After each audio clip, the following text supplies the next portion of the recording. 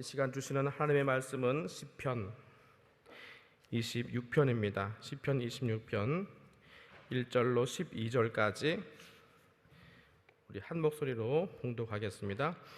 내가 나의 완전함에 행하였사오며 요동치 아니하고 여호와를 의지하였사오니 여호와여 나를 판단하소서. 여호와여 나를 살피시고 시험하사 내 뜻과 내 마음을 단련하소서. 주의 인자하심이 내 목전에 있나이다. 내가 주의 진리 중에 행하여 허망한 사람과 같이 앉지 아니하였사오니 간사한 자와 동행치도 아니하리이다. 내가 행악자의 집회를 미워하오니 악한 자와 같이 앉지 아니하리이다. 여호와여 내가 무죄함으로 손을 씻고 주의 단에 두루 다니며 감사의 소리를 들리고 주의 기이한 모든 일을 이르리이다. 여호와여 내가 주의 계신 집과 주의 영광이 거하는 곳을 사랑하오니 내 영혼을 죄인과 함께 내 생명을 살인자와 함께 거두지 마소서.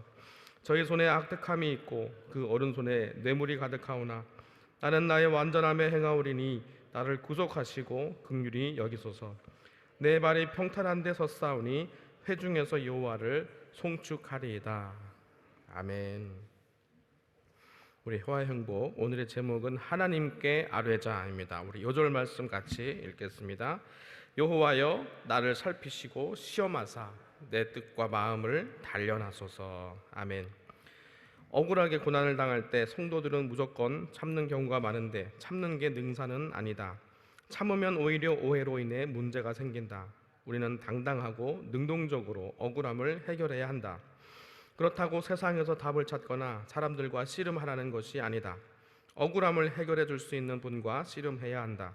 오직 하나님만이 우리의 억울함을 해결해 주실 수 있다. 다윗은 억울하게 고난을 당하자 하나님께 자신이 악인과 살인자와 함께 취급을 받으면 안 되는 이유를 설명한다.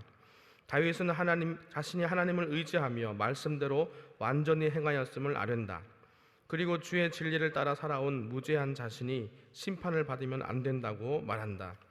그는 자신의 무죄를 얼마나 확신하는지 자신의 뜻과 마음속까지 속속들이 뒤집어 보고 자신을 달아보고 시험하여 판단해달라고까지 말한다. 다윗은 언제나 하나님의 편에 서 있었음을 확신하였기에 자신의 문제를 해결해달라고 당당하게 기도할 수 있었던 것이다. 다윗은 이런 기도 가운데 자신이 이미 평탄한 데 서 있음을 확신하며 하나님을 찬양한다. 하나님 편에 서 있는 것이 평탄한 데 서 있는 것이다. 간사한 자와 동행하며 그와 함께 이득을 남기거나 악한 무리 가운데서 그들의 보호를 받는 것이 평탄한 곳에 있는 것이 아니다. 뇌물을 주고 앉게 된 높은 자리가 평탄한 곳이 아니다. 아무리 억울하게 고난을 당할지라도 악인과 손잡으면 결국 사단이 있는 음부로 가게 된다. 그러므로 억울한 일을 당할 때 세상 술수로 문제를 해결하지 말고 다윗처럼 그 일을 하나님 앞에 적극적으로 아뢰자. 우리의 무죄함을 아는 하나님께서 억울함을 풀어주신다. 아멘. 시편 26편은 다윗의 탄원시입니다. 탄원시라는 것은 말 그대로 억울함을 풀어달라고 호소하는 내용입니다. 궁극적으로는 하나님께서 개입하셔서 구원해 주시기를 바라는 것이죠. 그런데 이번 시편은 다른 탄원시와는 좀 다른 매우 독특한 내용을 담고 있습니다. 하나님께 구원을 요청하는 근거로 자신의 완전함을 내세우고 있기 때문입니다. 12절에 하나님을 찬양한다 하는 그런 결론 부분을 빼고 보면 1절과 11절의 내용이 똑같습니다. 1절에 내가 나의 완전함에 행하였사오며, 그리고 11절에 나는 나의 완전함에 행하오리니 이렇게 되어 있습니다. 그러니까 1절은 과거형이고 11절은 미래의 결단이죠. 이렇게 1절과 11절, 그것이 이제 구원이라는 중간의 내용을 싸고 있죠. 이렇게 여러분 처음과 끝을 같은 내용으로 이렇게 처리한 형식을 양괄식이라고 하죠. 성경에서 이렇게 양괄식으로 되어 있다는 것은 이 처음과 끝이 주제라는 의미입니다. 주제. 그러니까 2절부터 10절까지 나오는 그 구원의 근거가 바로 1절과 11절의 완전함이라는 것이죠. 여러분, 자기의 의로움을 근거로 해서 구원을 바라는 것은 예수님과 바울의 가르침과 모순됩니다. 이런 주장은 바리새인들이나 할 법한 것이죠. 다윗이 교만해서 행위의 완전함으로 구원을 요구하는 것일까요? 모든 사람이 죄를 범하였음에 라는 그 바울의 신학을 고려한다면은 이것은 정말로 대담한 주장이 아닐 수 없습니다. 2절을 보시면 다윗이 한술을 더 뜨는 것을 볼 수 있습니다. 여호와여 나를 살피시고 시험하사 내 뜻과 내 마음을 단련하소서. 금속을 정련하듯이 내 안에 흠이 있는지 한번 시험해 보라고 하는 것입니다. 정말 다윗은 대담합니다. 우리는 이런 고백이 좀 낯설죠. 될 수 있으면 하나님께서 내 내면을 좀 안 보셨으면 하는 것이 우리의 솔직한 심정입니다. 그런데도 다윗은 불꽃 같은 하나님의 시선에 자신을 드러내고 있습니다. 내 안에 흠이 있는지 살펴달라는 것이죠. 여러분, 그 구약 성경이 아무리 율법의 가치를 강조하고 있다고 하지만 자기의 완전함으로 구원을 주장하는 그런 개념은 한 번도 나오지 않습니다. 그럼 과연 이 다윗이 말하는 완전함이란 어떤 것인가? 이 시편의 나머지 부분을 읽어가면서 그것을 함께 추적해 보기를 원합니다. 2절 후반부에 다윗은 하나님께 자신을 살피시고 시험하신 후에 내 뜻과 마음을 단련해 달라고 요청합니다. 그럼 내 뜻과 내 중심은 어디로 향하기를 원하는 것입니까? 참고로 이 시편은 예배로 나아가는 시편입니다. 그러니까 지금 내 뜻과 내 중심이 성전을 향해 나아가기를 원합니다 하는 것을 우리가 알 수 있습니다. 다윗은 지금 성전 앞에 서서 여호와여 주의 장막에 거할 자 누구오며 주의 성산에 거할 자 누구오니까 하는 그 시편 15편 1절과 같은 그런 질문을 통과해야 합니다. 누가 성전에 들어갈 수 있습니까?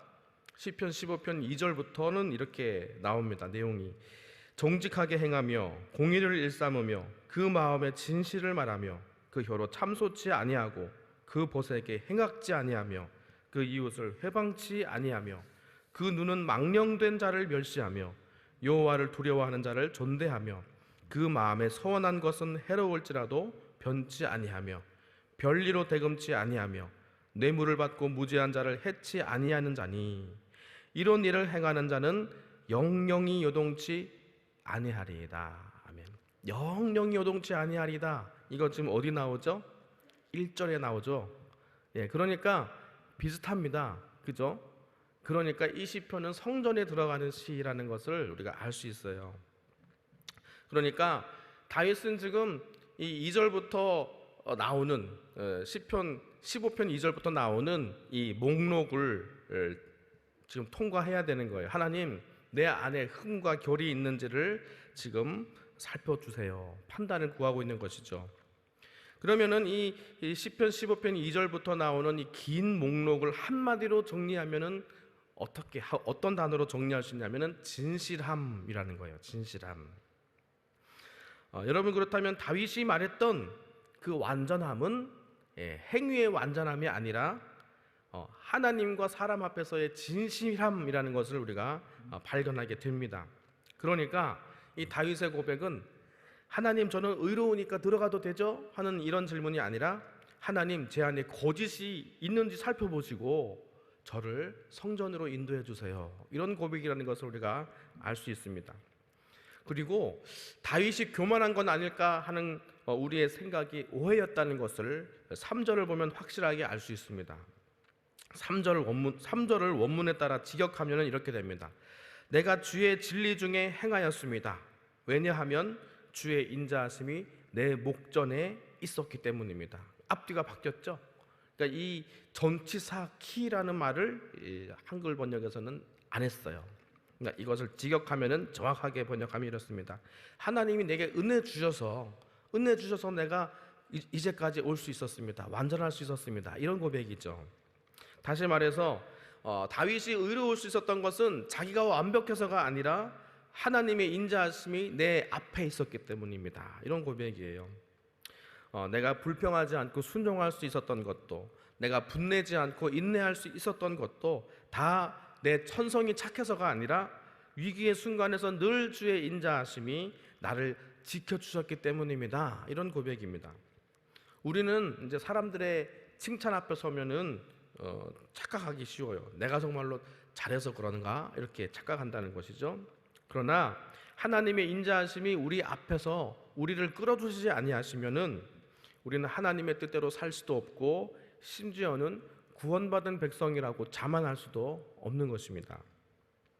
하나님이 우리의 마음과 생각을 지킬 힘과 의지를 주시지 않는다면 우리는 한순간도 믿음을 지킬 수가 없는 것이죠. 믿음을 지키는 데 있어서 우리의 의지도 참 중요하지만 우리는 결정적인 순간에 넘어진다는 것을 늘 경험하지 않습니까? 다윗의 삶은 그래서 자기의 의가 아니라 은혜가 역사하는 삶이었다는 것을 여기서 다시 한번 확인할 수 있습니다. 4절입니다. 허망한 사람과 같이 앉지 아니하였사오니 간사한 자와 동행치도 아니하리이다. 아멘. 시편 1편에 나오는 복 있는 사람은 오만한 자의 자리에 앉지 아니하오니, 이런 이제 내용과 비슷하지요. 복 있는 자의 편에 서는 것을 다윗은 항상 의식하고 있습니다. 여기서 허망한 자와 간사한 자는 누굴까요? 한마디로 진실하지 못한 자라고 할 수 있습니다. 하나님 나를 살펴보세요 하면서 나의 진실성을 검증받기를 원하는 이 다윗은 거짓에 치우친 사람들과 그동안 교제하지 않았음을 지금 하나님 앞에 말씀드리고 있는 겁니다. 이 거짓의 사람들이 누군가 5절에서 좀 더 명확하게 드러나는데요. 내가 행악자의 집회를 미워하오니, 이렇게 말합니다. 이때 말하는 이 집회는 구약에서 회중 그리고 총회를 나타내는 말로 1차적으로는요 예배의 무리를 의미하지만, 일반적으로 집회라고 하면 같은 생각과 가치관을 가진 그런 사람들의 모임을 말합니다. 우상 숭배의 어떤 넓은 의미로 보자면은 이곳은 세상을 숭배하는 예배 모임이라고 할 수도 있고요, 또 그 안에 있으면은 거스르기 힘든 세상의 모든 집단을 일컫는다고 할 수 있습니다. 그러므로 악인의 집회에 참석하게 되면 어떻게 됩니까? 악을 행하도록 강요받게 되고 또 그로 인해서 악을 행할 수밖에 없게 됩니다. 이러한 집회의 성격을 알았던 다윗은 처음부터 악인들의 집회를 멀리하고 그들과 함께 앉지도 않았다라고 고백하고 있는 것입니다.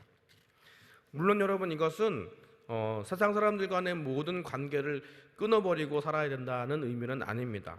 바울은 고린도전서 5장 10절에서 세상에 음행하는 자들이나 토색하는 자들이나 우상 숭배하는 자들과 사귀지 아니하려면 세상 밖으로 나가야 할 것이라고 말했습니다. 우리가 세상에서 그렇게 살기는 불가능합니다. 여러분, 우리는 믿지 않는 자들과 이 세상에서 공존할 수밖에 없습니다.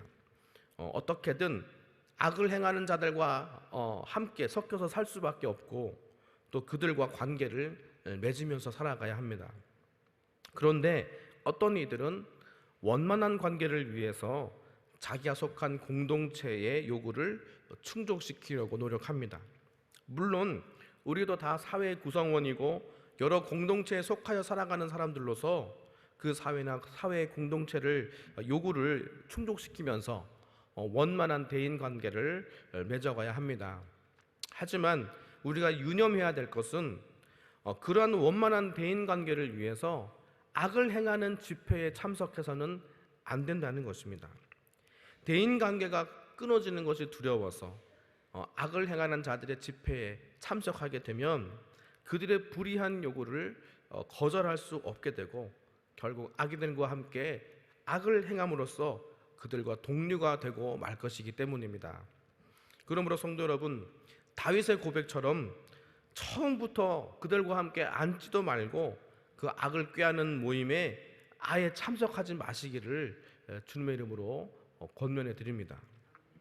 사도 요한은 마지막 때가 이르면은 적그리스도가 사람들에게 짐승의 표를 받게 하고 그들에게 표가 없는 자들은 매매하지도 못하게 한다고 기록되어 있습니다. 이것은 적 그리스도가 악인의 자리에 함께 동참하지 아니하고 거룩함을 지키는 성도들을 철저하게 고립시킬 것을 얘기하고 있습니다. 이것은 세상의 마지막에 있을 일이겠지만 이와 비슷한 일들은 지금도 얼마든지 일어나고 있습니다. 이 세상은 의인보다 악인들이 넘쳐납니다. 그리고 세상의 주도권은 악인들이 쥐고 있기에 이들은 자신들의 요구를 따르지 아니하면 많은 불이익을 당하게 합니다. 성도 중에는 이런 불이익을 피하려고 악인들의 자리에 함께 앉는 이들이 간혹 있습니다. 이들은 문의는 성도일지라도 결국에는 악인으로 분류되게 됩니다. 이러한 사람들은 하나님께 인정받지 못합니다. 하나님께서 살피시고 판단하실 때 악인으로 분류된다는 것을 꼭 마음에 새기시기를 주님의 이름으로 당부드립니다. 6절을 보면은 손이 깨끗한 자가 주의 단에 두루 다닌다고 하였습니다. 누가 하나님의 전 안에서 자유롭게 예배할 수 있겠습니까? 손이 깨끗한 자입니다. 이에 비해서 10절에 나오는 악인들의 손은 어떻습니까? 악득함과 뇌물이 가득한 손입니다. 여기서 사람의 손은요, 예배를 위해 높이 드는 거룩한 손이기도 하고 또 자신의 탐욕을 이루기 위한 욕망의 손이기도 합니다. 여러분의 손은 어떻습니까? 진실한 손입니까? 그래서 하나님께 높이 들고 예배할 수 있는 손입니까? 그렇지 못하다면은 우리는 예수 그리스도의 보혈에 깨끗하고 정결하게 씻어야 할 줄 믿습니다. 예배로 나아가는 것은 죄의 문제를 완전하게 해결하고 나서 나가야 된다는 것을 기억하시기를 바랍니다. 구약에서 죄 있는 자들의 예배는 하나님을 기쁘시게 하지 못하고 또 오히려 진노만 쌓았습니다. 이스라엘 왕국 말기에 백성들은 타락하여 많은 악을 행하였습니다. 그러면서도 그들은 부지런히 제물을 준비해서 하나님께 예배하였습니다. 하나님은 그러한 예배를 받지 아니하시고 책망하셨습니다. 이사야서 1장 13, 14절 말씀입니다. 헛된 제물을 가져오지 말라.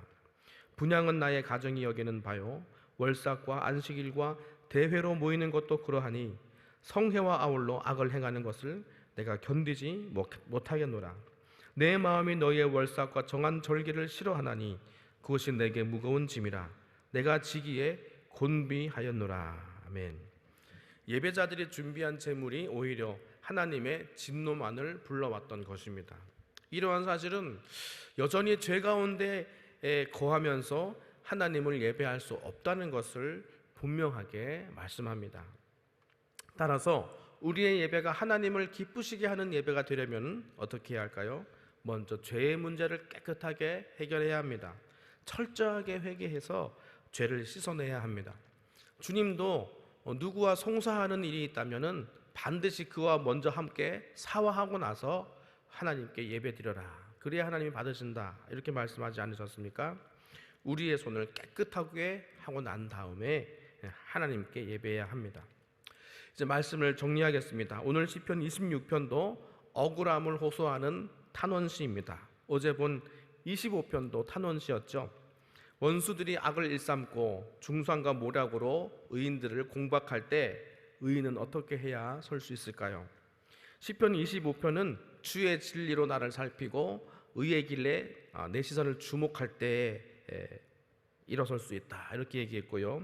오늘 시편도 마찬가지로 내가 가야 할 의로운 길에 시선이 집중되어 있는 것을 발견할 수 있습니다. 12절입니다. 내 발이 평탄한 데서 싸우니 회중에서 여호와를 송축하리이다. 아멘. 다윗은 예배하는 자로서 나의 발을 평탄하게 세우실 주의 은혜를 소망하며 바라고 있습니다.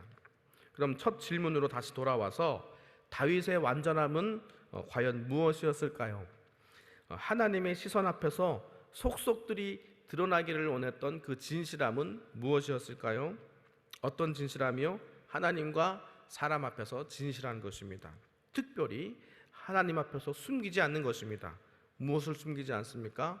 나의 죄악과 연약함, 그것을 숨기지 않는 것, 그리고 하나님의 은혜가 아니면 내가 결코 설 수 없다는 것을 매 순간 인정하고 오직 하나님께 의뢰하는 것, 그것이 바로 다윗이 행하였던 완전함이었던 것입니다. 1절에 보면 다윗이 완전함에 행하여서 유동치 아니하였다고 얘기합니다. 15편 15편 마지막도 유동치 아니하리라 이렇게 했죠. 그러니까 이 유동치 아니하리라는 것은 미완료 시제예요. 미완료 시제는 과거에도 그러했고 현재에도 그러하며 미래에도 계속 그러할 것임을, 반복적으로 그러할 것임을 나타내는 그런 표현이에요. 그러니까 우리가 언제든지 우리가 유동치 않을 수 있는 비결은 무엇입니까? 늘 나의 연약함을 인정하고 주를 의뢰하는 것, 이것이 끊임없이 계속될 때에 바로 이것이 우리가 행하는 완전함이라는 것입니다. 이 길을 걷는 자는 영원히 요동치 아니할 것입니다. 오늘 여러분의 삶은 어떠신 것 같으세요? 흔들리는 것 같습니까? 여러분, 믿음의 눈으로 여러분들이 걸어갈 의의 길에 주목하시기를 바랍니다. 우리 하나님은 앞이 보이지 않는 인생에게 내일의 하나님이 되세요. 우리의 내일에 취업이 있어서 소망이 있습니까? 우리의 내일에 오른 아파트 값이 있어서 소망이 있습니까? 아닙니다. 우리의 내일에 하나님이 계시기에 우리가 오늘을 걸어갈 수 있는 것입니다.